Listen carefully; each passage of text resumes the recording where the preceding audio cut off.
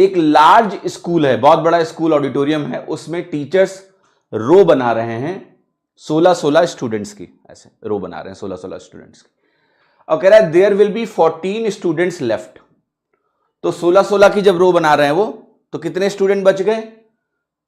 14 student बच गए। अगर कह रहा है वो 24-24 स्टूडेंट की रोज बनाएंगे तो 22 स्टूडेंट बच जाएंगे, और अगर वो 25-25 की रोज बनाएं तो 23 स्टूडेंट बच जाएंगे, और अगर वो रो बनाए 30 की तो 28 बच जाएंगे। तो बताना है minimum number of students present in school क्या होंगे। ठीक है, बहुत ध्यान से देखना।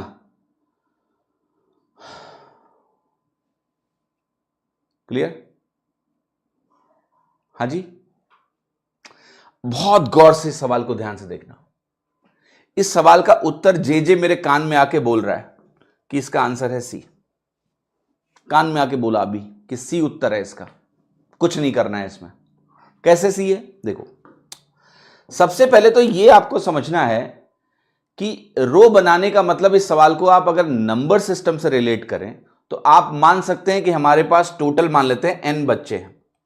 ठीक है, सवाल का मतलब यह कह रहा है कि n को अगर आप 16 से डिवाइड करें, n को अगर आप 16 से डिवाइड करें तो जो रिमाइंडर है वो कितना आ रहा है? 14 आ रहा है। यहां पर लिख रहा हूं डिवाइडेड बाई। यही तो मतलब हुआ मैथमेटिकली। अगर इसको रिप्रेजेंट करें कि जो टोटल नंबर ऑफ स्टूडेंट है, अगर उसको मैं 16-16 के रोज में बांट दूं तो कितनी बार 16 हट जाएगा? अगर आप 16 से डिवाइड करो तो पता चल जाएगा, लास्ट में 14 बचे, तो ये 14 रिमाइंडर बच गया। जितनी भी 16 की रोज निकाल सकते थे निकाल लिया आपने। इसी संख्या को अगर आपने डिवाइड किया मान लिया 24 से, तो आपका कितना आया? 22 आया। फिर आपने इसी संख्या को किससे डिवाइड किया? 25 से, और 25 से किया तो आपका 23 आया। ठीक है, फिर अगर आपने इसी संख्या को 30 से डिवाइड किया तो 18 आया, 28 आया, 28 लोग बच गए। अब जे कैसे कह रहा है कि आंसर सी है? जे सिंपल सी एक बात बोल रहा है कि देखो, ये जो सवाल है इसका पैटर्न उसको क्लियर है। इस सवाल का पैटर्न ये होता है कि जो आपकी संख्या होती है वो इस फॉर्मेट में है। यहां पर हर एक संख्या अगर आप ध्यान से देखें तो 16 से डिवाइड करके अगर 14 रिमाइंडर है तो इसको हम -2 रिमाइंडर बोल सकते हैं। ये पॉजिटिव रिमाइंडर है, ये नेगेटिव रिमाइंडर बोलते हैं। कितना कम है 16 होने से? 2, तो -2 इसको बोलते हैं नेगेटिव रिमाइंडर है। ये भी सेम कहानी। देखो 22 जो है 24 से 2 कम है तो -2, ये भी 2 कम है, ये भी 2 कम है।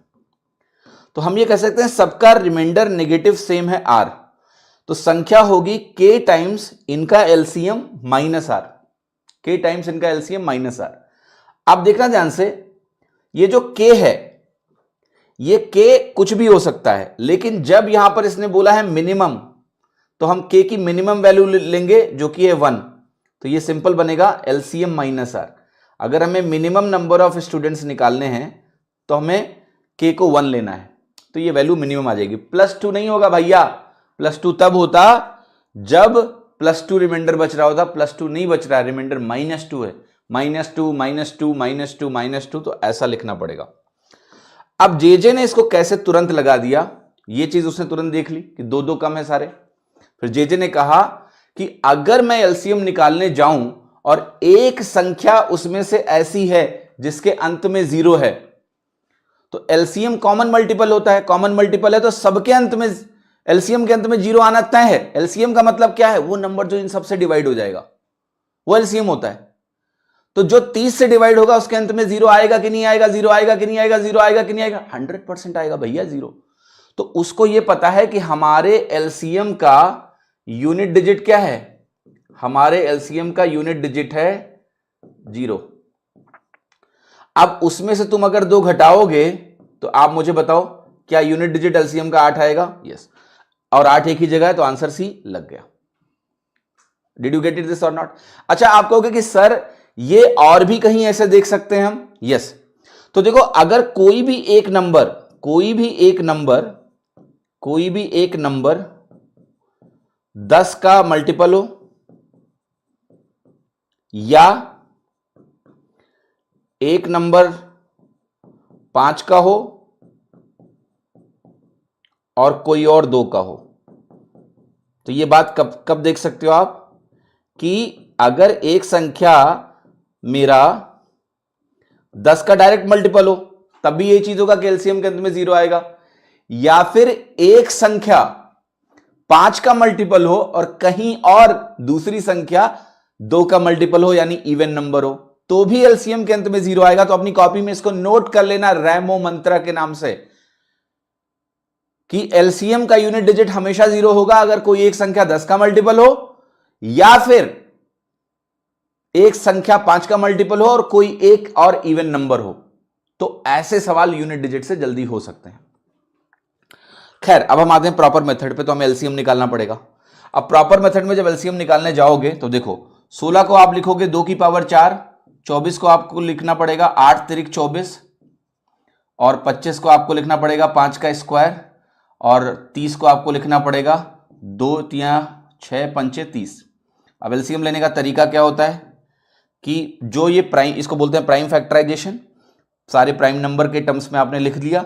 फिर 2 को देखो, 2 की हाईएस्ट पावर ले लो, एलसीएम लेना है तो 2 की पावर 4 बन गया। फिर 3 की हाईएस्ट पावर ले लो, 3 की पावर 1 ही है।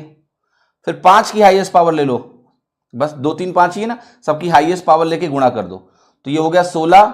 16 इंटू 25 होता है 400। देखो मैंने बता देता हूं, ये बेटा ध्यान रखना, 16 इंटू 25 400 होता है, ये मेंटली तुम्हारे दिमाग में स्टोर होना चाहिए, ठीक है। 25 अट्ठे 200 होता है, 25 इंटू 16 400 होता है, तो ये हो गया 25 इंटू 16, 2 की पावर 4 16, 400, 400 तिया कितना हो गया 1200। तो आपका एलसीएम 1200 आ गया। तो अगर मुझे मिनिमम नंबर निकालना हो तो वो नंबर होगा 1200 माइनस 2 यानी 1198। तो ये प्रॉपर तरीका हो गया। ये तब लगाना इस सवाल में जब आपको ऐसे 2 ऑप्शंस दिए हों, ठीक है। +2 सोचा आपने, +2 गलत है बेटा। What will be the value of k for maximum?